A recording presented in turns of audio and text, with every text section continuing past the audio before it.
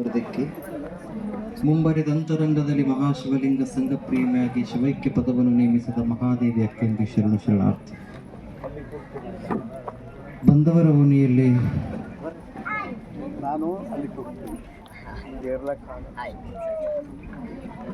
ಅನಾವರಣಗೊಳ್ಳುತ್ತಿರುವ ಅಕ್ಕನ ಚಿತ್ಕಾಯ ಸ್ವರೂಪದ ಮೂರ್ತಿ ಅನಾವರಣದ ಈ ಕಾರ್ಯಕ್ರಮದ ವೇದಿಕೆಯನ್ನು ತೆರಳಿ ಹೋಗಿರುವಂತಹ ಬಾಲ್ಕಿ ಹಿರೇಮಠದ ಹಿರಿಯ ಪೂಜ್ಯರಲ್ಲಿ ಬಸವ ಶರಣಾರ್ಥಿಗಳನ್ನು ಸಲ್ಲಿಸುತ್ತಾ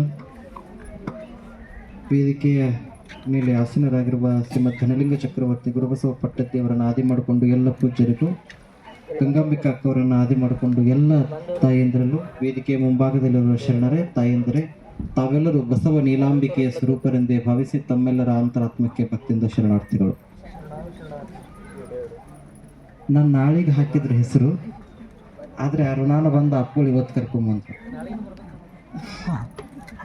ಹಾಗಾಗಿ ನೀವು ಎಷ್ಟು ಮಂದಿ ಮೂರ್ತಿ ತಂದಿರಿ, ನೀವು ಎಷ್ಟು ಮಂದಿ ಇಲ್ಲಿ ಕೂತೀರಿ, ಇಲ್ಲಿ ಎಷ್ಟು ಮಂದಿ ನಿಂತಿರಲ್ಲ, ನಿಮ್ಮೆಲ್ಲರಿಗಿಂತ ಜಾಸ್ತಿ ಪುಣ್ಯ ಮಾಡಿದವ್ ನಾನೇ. ಕಾರಣ ಯಾಕಂದ್ರೆ ನಾನು ಹುಟ್ಟಿ 28 ವರ್ಷ ಆದ್ರೂ ಕಲ್ಯಾಣಕ್ಕೆ ಬಂದಿರಲಿಲ್ಲ. ಅಕ್ಕ ಬರೋದಿನ ಕಲ್ಯಾಣಕ್ಕೆ ನಾನು ಕರ್ಸಂಗಿಲ್ಲ ಅನ್ನೋದು ಒಂದು ಖುಷಿ. ಅವರು ಮೊದಲು ಬಂದದ್ದು ಬಂದವರೋಣಿಗೆ, ನಾನು ಮೊದಲು ಬಂದದ್ದು ಬಂದವರೋಣಿಗೆ. ಹಾಗಾಗಿ ಎನ್ನಂತೆ ಪುಣ್ಯಗೆ ಇದ್ದವರುಂಟೆ, ಎನ್ನಂತೆ ತಪ ಮಾಡಿದವರುಂಟೆ ಅಂತ ಹೇಳ್ದಂಗೆ ನನ್ನಂಗೆ ಯಾರು ಪುಣ್ಯ ಮಾಡ್ಯಾರೇನೋ ಅನ್ನೋ ಅಷ್ಟು ಖುಷಿಯಾಗಿದೆ. ಬಾಲ್ಕಿಯಪ್ಪ ಅವ್ರು ಒಂದು ಮಾತು ಹೇಳಿದ್ರು ಇದಾಗಲೇ, ಅಕ್ಕರು ಹೇಳಿದ್ರು ನೀವು ಜಾಸ್ತಿ ಮಾತಾಡ್ಬಿಡ್ರಿ, ಅದು ಏನೋ ಅದು ಕತೆ ಐತಿ, ನಾವು ಒಂದಿಷ್ಟು ಕೇಳ್ತೀವಿ ಹೇಳ್ರಿ ಅಂತ ಹೇಳಿದ್ರು. ಏನಿಲ್ಲ ಪಾಪ, ಒಂದು ಊರು ದೊಡ್ಡ ಊರ್ರಿ, ಆ ಊರಾಗ ಒಬ್ಬ ಚಲೋ ಚಲೋ ಚಲೋ ಮಂದೆಲ್ಲ ಇತ್ತು. ಒಬ್ಬ ಹೆಂಡ ಮಾರ್ತಿದ್ದ. ಹೆಂಡ ಇವನು ಹೆಂಡ ಅಂದ್ರೆ ಅರ್ಥ ಆಗ್ತದಲ್ಲ, ಆಲ್ಕೋಹಾಲ್. ಪಾಪ ಹೆಂಡ ಮಾರ್ತಿದ್ದ. ಎಲ್ಲರೂ ತಗೋತಗೊಂಡ್ ಹೋಗಿ ಕುಡಿತಿದ್ರಿ ಅದನ್ನ. ಏನು ಹೆಂಡನ ಕುಡ್ದು ನಿಶ್ಚಯಾಗಿ ಭಾಳ ಮಂದಿ ಕೂತಿದ್ರು ನಮ್ಮ ಹಂಗ. ಯಾವ ಹೆಂಡ ಅನ್ನೋದು ಆಮೇಲೆ ಹೇಳ್ತೀನಿ ರಪ್ಪಗಳು, ನಗಬೇಡ್ರಿ. ಪಾಪ ಎಲ್ಲರೂ ಕುಡ್ದು ನಿಶ್ಚಯ ಕೂತಿದ್ರು. ಅವ್ರು ಏನೂ ಅನ್ನತಿರ್ಲಿಲ್ಲ, ಸುಮ್ಮನೆ ಇದ್ರು ಅವರು. ಪಾಪ ಒಂದು ಕಪ್ಪಿ ಜಿಗದ್ ಹೊಂಟಿತ್ತು. ಆ ಹಂಡೇದ ಕಂಟಕ್ಕೆ ಒಂದು ಹಣಿ ಹೆಂಡ ಹತ್ತಿತ್ತು. ಹೆಂಡ ಹಿಂಗೆ ಸಿಡಿಸ್ಬಿಟ್ಟವ, ಯಾರು ಹೆಂಡ ಮಾರವ. ಆದ ಸಿಡಿದ ಹಣಿ ಏನ್ ಮಾಡಿತ್ತು, ಕಪ್ಪಿ ನುಂಗಿ ಬಿಡ್ತು. ಎಟ್ಟು ಕುಡ್ದೈತೆ ಅದು ಏನ್ರಿ, ಒಂದು ಹನಿ ಜಿಗದಾಡಕತ್ತಿತ್ತು. ಹಂಗ ಅದ ಮಾರ್ಗದಾಗ ಒಂದು ದೊಡ್ಡ ಆನೆ ಬರಾಕತ್ತಿತ್ತು. ಆನೆಗಂತ, ಏ ಮಗನ ಆನ್ಯಾ ಅಂತ ಏನ್ ಕುಡ್ದೈತದು, ಆಗೈತಿ ಎಟ್ಟದಕ್ಕೆ ನಿಶೆ ಜಿಗದಾಡಕತ್ತೈತಿ ಎಟ್ಟ. ಹಂಗೆ ಎಲ್ಲೋ ಅಲ್ಲಮ ಪ್ರಭುಗಳು ಬರೆದಂತಹ ಯಾವುದೇ ಸಮಯದ ಒಂದು ವಚನನೋ, ಅಕ್ಕ ಬರೆದಂತಹ ಯಾವುದೋ ಒಂದು ಕಾಲಕ್ಕೆ ಅವಳ ಜೀವನದಲ್ಲಿ ನಡೆದಂತಹ ಒಂದು ಘಟನದ ವಚನಕ್ಕೋ, ಭಕ್ತ ಸ್ಥಳ, ಮಹೇಶ ಸ್ಥಳ, 101 ಸ್ಥಳಗಳ ವಚನಗಳನ್ನು ಏಣಿಕೆಯ ರೂಪದಲ್ಲಿ ಓದೋದನ್ನು ಬಿಟ್ಟು ಎಲ್ಲೋ ಸಶಿಕ್ತ ವಚನಗಳನ್ನು ತಿಳ್ಕೊಂಡು ಹೆಸರಿಟ್ಟು ಅಲ್ಲೋ ಯಾವುದೋ ಒಂದು ಕಾಲಮಾನಕ್ಕೆ ಅವರ ಅನುಭವಕ್ಕೆ ನಿಲುಕಿದಂತಹ ವಚನ ಅನ್ನುವಂಥ ಒಂದು ಹನಿ ಹೆಂಡ ಕುಡಿದು ವೀಣಾ ಬನ್ನಂಜ ಅನ್ನುವಂಥ ಕಪ್ಪಿ ಬಸವನ ಜಿಗದಾಡಕತ್ತೈತಿ.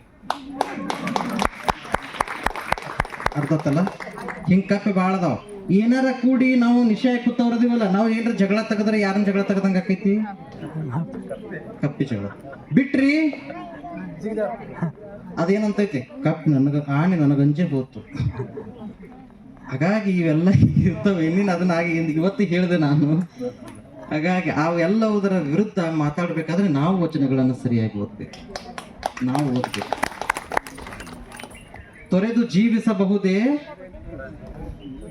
ಗುರು ನಿನ್ನ ಚರಣಗಳ. ಅಕ್ಕ ಮಹಾದೇವಿ ಕಲ್ಯಾಣವನ್ನು ಬಿಟ್ಟು ಹೋಗುವಂತ ವಚನ. ಚನ್ನಮಲ್ಲಿಕ ಒಡಲೊಡೆಯ ಚನ್ನಮರ್ಜಿಕಾರ್ಜುನ ಹೋಗಿ ಕಡಲೊಡೆಯ ಆದಿಕೇಶವರಾಯ, ಚನ್ನ ಆದಿಕೇಶವರಾಯ ಅಂತಾಗಿದೆ. ಅಲ್ಲಿ ಹೇಳ್ತಾರೆ, ಹೇಳ್ತಾರೆ ಅರಸ ತಾ ಮುನಿದರೆ ರಾಜ್ಯವನ್ನು ಬಿಡಬಹುದು. ಕೌಶಿಕ ಮುನಿದಾಗ ರಾಜ್ಯ ಬಿಟ್ಟು ಬಂದರು. ಅಕ್ಕನ ಇಡೀ ಜೀವನದ ಅಂಗಾಂಶ ಆ ಒಂದು ವಚನದಲ್ಲಿದೆ. ಹಾಗಾಗಿ ಯಾವಾಗ ನಮ್ಮ ಮನೆಯ ಜ್ವಾಳವನ್ನ ನಾವು ಹಾಡಿ ಬೀಸ್ತಿದ್ರೆ, ಈಗ ಹೆಂಗಾಗಿದೆ ಅಂದ್ರೆ ಗೌಡ್ರ ಮನೆ ಜೋಳ ಹಾಡ್ಯಾಡಿ ಬೀಸೋದು, ನಮ್ಮ ಮನೆ ಜೋಳ ನುಷ ಎತ್ತಾವ. ಹಾಗಾಗಿ ನಾವು ಯಾವಾಗ ನಮ್ಮ ಮನೆ ಜೋಳ ಹಾಡ್ಯಾಡಿ ಬೀಸ್ತೀವಿ, ಅವಾಗ ನಮ್ಮ ಹೊಟ್ಟೆ ತುಂಬುತ್ತದೆ, ನಮ್ಮ ಹೊಟ್ಟೆಯಾಗ ರೊಟ್ಟಿ ಆಗ್ತದೆ, ನಮ್ಮ ಬುಟ್ಟೆಯಾಗ ರೊಟ್ಟಿ ಬೀಳ್ತದೆ ಅನ್ನೋಂತಹ ಮಾತನ್ನು ಹೇಳ್ತಾರೆ. ನಾಳೆ ಸಮಯ ಇದೆ, ನಾಳೆಗೆ ಮಾತಾಡ್ತೀನಿ. ಅಕ್ಕವ್ರು 5 ನಿಮಿಷ ಅಂತಿದ್ದಾರೆ, 3 ನಿಮಿಷ ಅವ್ರಿಗೆ ಕೊಟ್ಟು ನಾನು ಮತ್ತೆ ವಿರಾಮ ಕೊಡ್ತೀನಿ. ಅಕ್ಕವರಿಗೆ ಅನಂತ ಶರಣಾರ್ಥಿ.